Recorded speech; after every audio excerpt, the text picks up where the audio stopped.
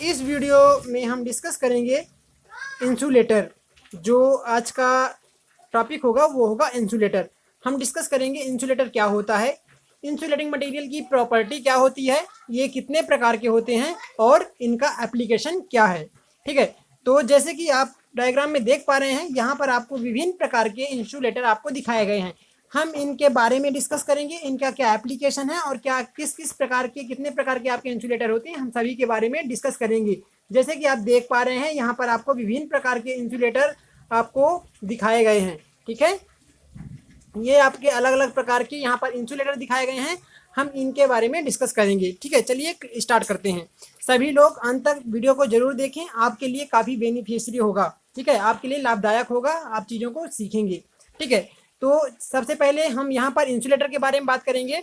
तो इंसुलेटर क्या होते हैं? इंसुलेटर ऐसे मटेरियल्स होते हैं जिनका जो यहाँ पर फ्री इलेक्ट्रॉन होता है, इनमें नहीं होते हैं। ठीक है, तो फ्री इलेक्ट्रॉन इंसुलेटर में नहीं पाए जाते हैं, इस कारण से ये इलेक्ट्रिक करंट के फ्लो को अलाउ नहीं करते हैं। इस प्रकार के जो मटेरियल्स होते हैं इंसुलेटिंग मटेरियल, इनमें किसी भी प्रकार का इलेक्ट्रिक करंट फ्लो नहीं होता है। जैसे कि जो हमारा सेमीकंडक्टर होता है और कंडक्टर होता है, इनसे भी ज़्यादा रेजिस्टेंस को ये रिप्रेजेंट करते हैं, मतलब इनका रेजिस्टेंस बहुत ज़्यादा होता है, बहुत हाई होता है। इस कारण से ये इलेक्ट्रिक करंट को फ्लो नहीं होने देते हैं। ठीक है, इंसुलेटिंग मटेरियल की हम प्रॉपर्टी की बात करें तो इनमें जो प्रॉपर्टी होना चाहिए इंसुलेटिंग मटेरियल में, सबसे पहला तो मैं बात करूं तो इसकी डाइलेक्ट्रिक स्ट्रेंथ, इंसुलेटिंग मटेरियल की डाइलेक्ट्रिक स्ट्रेंथ उच्च होना चाहिए इंसुलेटर के लिए।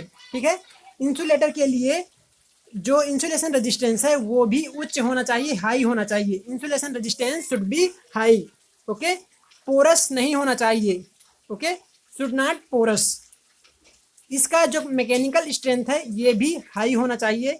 इंसुलेटर के लिए इंसुलेटिंग मटेरियल का जो मैकेनिकल स्ट्रेंथ है उच्च होना चाहिए, ताकि वो ज़्यादा से ज़्यादा मैकेनिकली जो भी यहाँ पर टेंशन है इनको आसानी से उसको वियर कर सके। ठीक है, टेम्परेचर का कोई इफेक्ट नहीं पड़ना चाहिए, ऑक्सीकरण नहीं होना चाहिए, वातावरण का कोई प्रभाव नहीं पड़ना चाहिए। ठीक है, और सस्ते होना चाहिए, सरलता से उपलब्ध होने वाले इंसुलेटिंग मटेरियल्स होना चाहिए। ठीक है, ऐसे मटेरियल्स का उपयोग करके इंसुलेटर बनाया जाता है। ठीक है, ओके। फिर इसके बाद में हम यहाँ पर आपको बताएंगे कि जो हमारे इंसुलेटिंग मटेरियल होते हैं वो क्या क्या होते हैं। तो जो इंसुलेटिंग मटेरियल्स होते हैं वो होता है, यहाँ पर आप देखेंगे insulating material such as rubber, plastic, wood, glass, porcelain and polymer. तो ये हमारे इंसुलेटिंग मटेरियल्स होते हैं जिनका उपयोग करके इंसुलेटर को बनाया जाता है। लेकिन जो मोस्टली बनाए जाने वाले इंसुलेटर जो होते हैं वो ग्लास और पोर्सलिन के बनाए जाते हैं, ग्लास, पोर्सलिन और पॉलीमर के बनाए जाते हैं। ठीक है, ऐसे इंसुलेटिंग मटेरियल्स का इस्तेमाल करके इंसुलेटर को बनाया जाता है। जैसे कि आप यहाँ पर डायग्राम में देख पा रहे हैं, ये आपको यहाँ पर इंसुलेटिंग मटेरियल्स दिखाए गए हैं, इंसुलेटर दिखाए गए हैं। ये इंसुलेटर लाइन में लगाया जाता है। इंसुलेटर कहाँ पर लगा होता है? इंसुलेटर पोल्स और कंडक्टर्स को सपोर्ट प्रोवाइड करने के लिए पोल और कंडक्टर्स के बीच में ये लगा होता है। ठीक है, ये कंडक्टर को सपोर्ट प्रोवाइड करता है। कंडक्टर को पोल से कनेक्ट करने के लिए हम बीच में इंसुलेटर का उपयोग करते हैं, ताकि लीकेज करंट जो है वो हमारे पोल्स में ना आने दे। ठीक है, करंट को अंडरग्राउंड ना होने दे। ठीक है, ये करंट को लीकेज होने से बचाता है। ठीक है, यदि हम इंसुलेटर का उपयोग नहीं करेंगे तो क्या होगा उस केस में कि जो इलेक्ट्रिक करंट कंडक्टर से फ्लो हो रहा होता है, हमारे स्टील टावर या जो भी हमारे स्टील पोल्स होते हैं, रेल पोल होते हैं, उसमें करंट फ्लो होने लगेगा। ठीक है, जिससे कई दुर्घटनाएं घटित हो सकती हैं।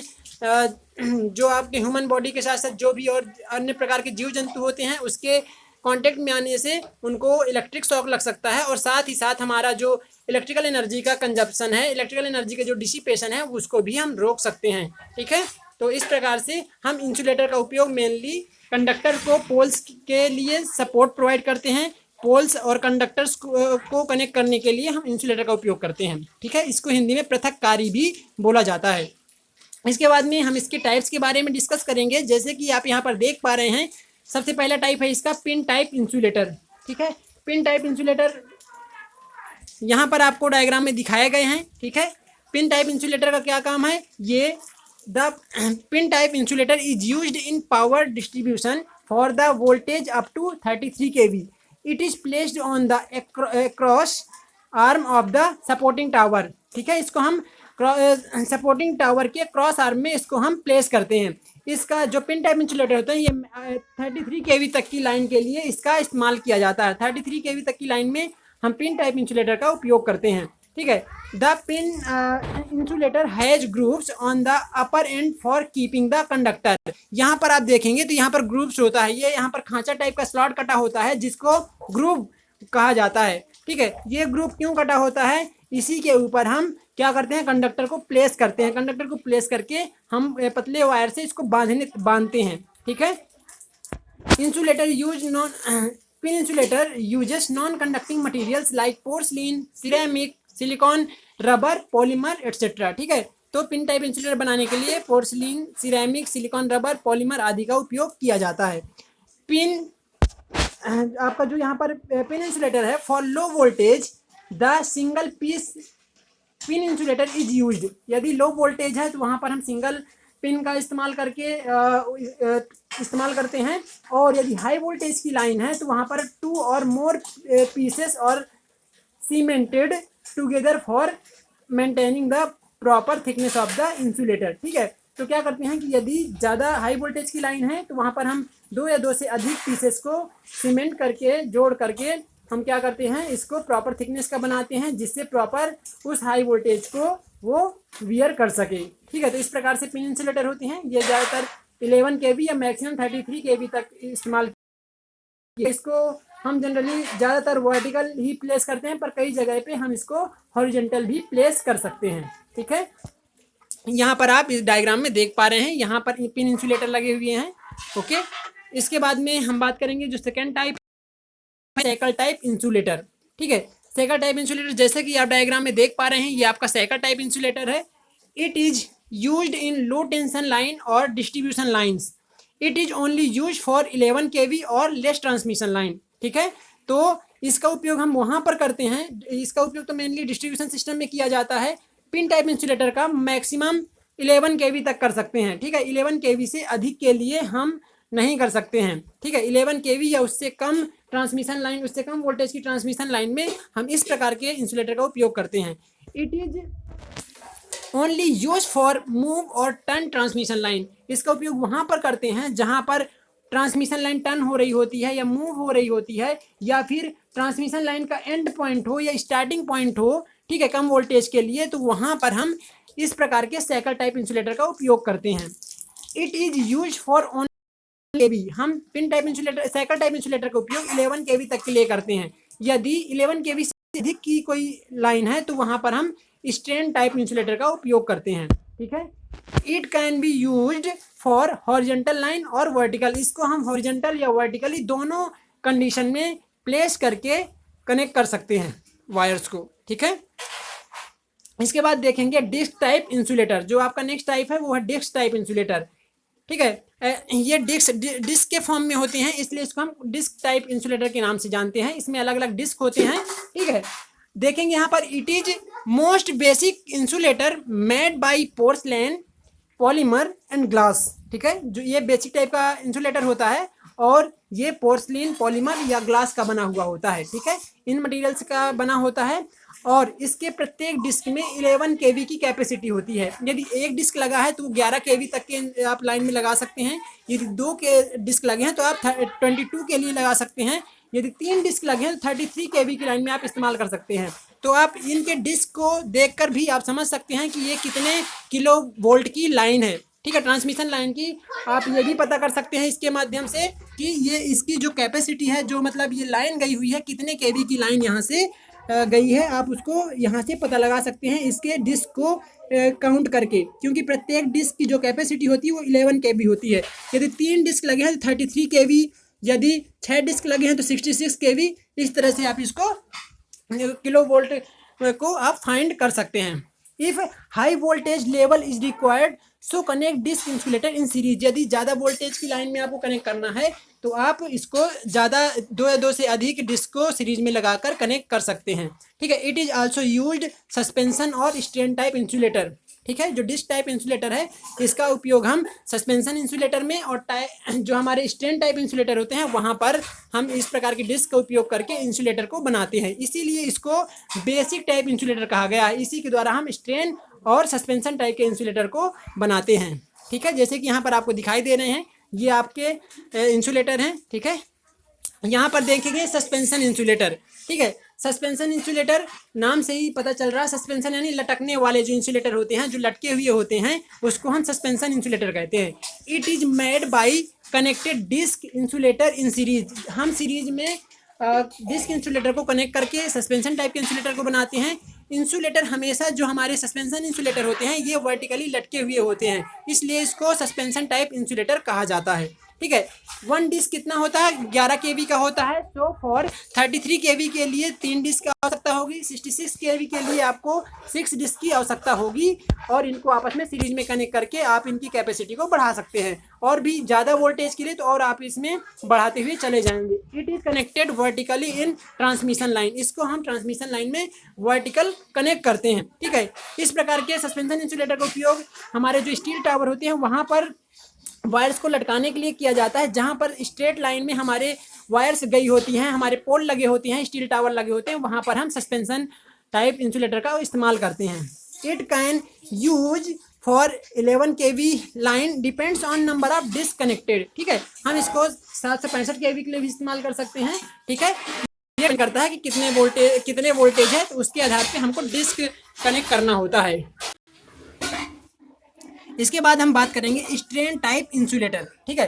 तो स्ट्रेन टाइप इंसुलेटर क्या होते हैं? जो खींचे हुए होते हैं, खींच कर जिनको लगाया जाता है। जो हमारे स्ट्रेन टाइप इंसुलेटर होते हैं ये मोस्टली जो हॉरिजॉन्टल होते हैं, हॉरिजॉन्टल डायरेक्शन में लगाए जाते हैं। यदि आप सस्पेंशन इंसुलेटर को हॉरिजॉन्टल कंडीशन में लगा दोगे तो वो स्ट्रेन टाइप इंसुलेटर बन जाता है। ठीक है। तो स्ट्रेन टाइप जो हमारे इंसुलेटर होते हैं इनको हम क्षैतिज दिशा में लगाते हैं या कुछ डिग्री एंगल पे झुकाकर भी इसको लगा सकते हैं। ठीक है। तो it is used when we need to move और turn transmission line at high voltage. जब हाई वोल्टेज की ट्रांसमिशन लाइन टर्न करती है या मूव करती है या कहीं पर स्टार्टिंग एंड होता है ट्रांसमिशन लाइन का या एंड पॉइंट होता है तो वहां पर हम इस प्रकार के स्ट्रेन टाइप इंसुलेटर का उपयोग करते हैं। ठीक है। तो कम वोल्टेज टाइप इंसुलेटर 11 केवी या उससे कम के लिए सेकल इंसुलेटर का उपयोग करते हैं और वहीं पर 11 केवी से अधिक के लिए हम स्ट्रेन टाइप इंसुलेटर का उपयोग करते हैं कहीं टर्निंग पॉइंट पे। ठीक है। या एंडिंग पॉइंट पे, टर्मिनेटिंग पॉइंट पे हम इस प्रकार के इंसुलेटर का उपयोग करते हैं। ठीक है। टर्मिनेटिंग पॉइंट पे भी इसका उपयोग किया जाता है। For low voltage V use shekel insulator and for high voltage V use strain insulator. It can horizontally depends on the application. ठीक है। इसका उपयोग हम हॉरिजॉन्टली करते हैं और एप्लीकेशन पे भी डिपेंड करता है। कई बार कुछ एंगल पे भी इसको झुका सकते हैं। It can also use up to 765 kilo volt line which is depend on number of disc connected. ठीक है। इसके बाद में हम बात करेंगे stay type insulator. Stay insulator वे इंसुलेटर होते हैं जो स्टे वायर में या स्टे गाई में उपयोग करते हैं। ठीक है। आप देखे होंगे जैसे पोल लगे होते हैं जहाँ पर एच पोल लगा होता है या कहीं पर टर्निंग में पोल लगे होते हैं जो आपके डिस्ट्रीब्यूशन लाइन में, तो वहाँ पर पोल को सपोर्ट प्रोवाइड करने के लिए, पोल को मैकेनिकली स्ट्रेंथ प्रोवाइड करने के लिए हम एक सपोर्टिंग के तौर पे एक वायर लगाते हैं जिसको स्टे वायर कहते हैं। और इस वायर में लगाया जाने वाला जो इंसुलेटर होता है उसको हम क्या बोलते हैं? स्टे इंसुलेटर बोलते हैं। यहाँ पर आपको लगाया गया है। ठीक है। Stay insulator are primarily use to prevent stay wire from becoming energized from accidentally broken live wires. They therefore function to provide insulation between stay clamp and transmission poles. ठीक है। तो क्या होता है कि जैसे नॉर्मल कंडीशन में तो हमारे स्टे वायर में करंट नहीं फ्लो होता है, लेकिन कई बार क्या होता है कि जब कोई एबनॉर्मल कंडीशन आती है, वायर पानी बारिश हो रही होती है या कोई वायर टूट के गिर जाता है, तो इसमें नीचे तक करंट ना आ जाए उसके लिए हम बीच में 3 मीटर की ऊंचाई पे लगभग हम स्टे इंसुलेटर को लगा देते हैं। इसको एग इंसुलेटर भी कहा जाता है। Stay insulator are mounted at height of 3 metres from ground level. ठीक है। इसका मेनली फंक्शन क्या है? लीकेज करंट को ग्राउंड तक नहीं आने देना इसके लिए हमको क्या करना होता है, स्टे वायर में इंसुलेटर लगाते हैं जिसको हम स्टे इंसुलेटर के नाम से जानते हैं। ठीक है, इसके बाद में जो आपका नेक्स्ट इंसुलेटर है ये है पोस्ट टाइप इंसुलेटर। ठीक है, जैसे कि आपको डायग्राम में दिखाया गया पोस्ट टाइप इंसुलेटर, ये आपके पोस्ट टाइप इंसुलेटर हैं, यहाँ पर डायग्राम में आपको दिखाए गए हैं। It is connected in generating station और सब स्टेशन। इस प्रकार के जो इंसुलेटर होते हैं ये जनरली जो जनरेटिंग स्टेशन होते हैं या सब स्टेशन होते हैं वहाँ पर हम इस प्रकार के इंसुलेटर का उपयोग करते हैं। इस प्रकार के जो इंसुलेटर होते हैं वो हमारे जैसे कि प्रोटेक्टिव डिवाइस होते हैं, स्विच गियर या हमारा सर्किट ब्रेकर या आपके जो इंस्ट्रूमेंट ट्रांसफार्मर होते हैं, ठीक है, वहाँ पर ऐसे इंसुलेटर लगे हुए होते हैं, आप यहाँ पर डायग्राम में देख सकते हैं। ठीक है, तो इस प्रकार के इंसुलेटर प्रोटेक्टिव डिवाइसेस में जो कंडक्टर्स इनकमिंग और आउटगोइंग कंडक्टर्स होते हैं उनको आइसोलेट करने के लिए इस प्रकार के इंसुलेटर का उपयोग किया जाता है। जैसे कि मैंने आपको बता दिया स्विच गियर या फिर आपका सर्किट ब्रेकर या आपके जो भी इंस्ट्रूमेंट ट्रांसफार्मर होते हैं, करंट ट्रांसफार्मर, पोटेंशियल ट्रांसफार्मर, वहाँ पर हम इस प्रकार के पोस्ट टाइप इंसुलेटर का उपयोग करते हैं। ठीक है, थैंक यू।